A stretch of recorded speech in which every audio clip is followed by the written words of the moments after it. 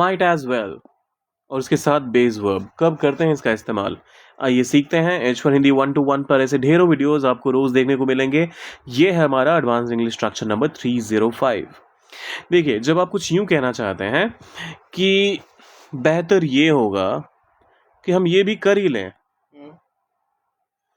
बेहतर होगा कि ये भी कर ही लें,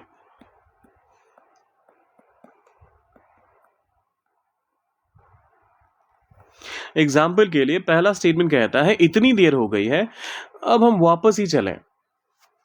सो इतनी देर हो गई है, It's so late. It is so late. हाँ, आगे। We might we might as well head back. we might as well head back मतलब हमें वापस चलना चाहिए। इतनी देर हो गई है कि हमें अब वापस चलना चाहिए। या फिर इसका दूसरा तरीका ये भी हो सकता है कि वापस ही चलने के बदले अगर मुझे ये कहना हो कि रुक ही जाए, रात रुक ही जाए। So it is so late we might as well stay the night. Yes.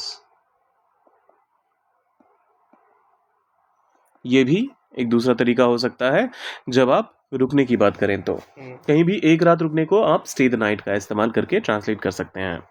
दूसरा एग्जाम्पल कहता है अगर कोई नहीं आ रहा तो मीटिंग रद्द ही कर दी जाए। If No one's coming.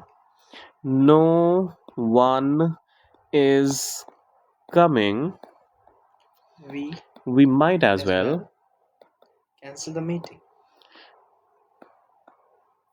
cancel the meeting. If no one is coming, we might as well cancel the meeting.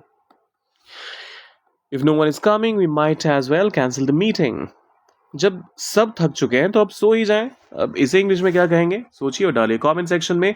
जाने से पहले सब्सक्राइब, लाइक और शेयर कर दीजिएगा। मिलते हैं जल्दी।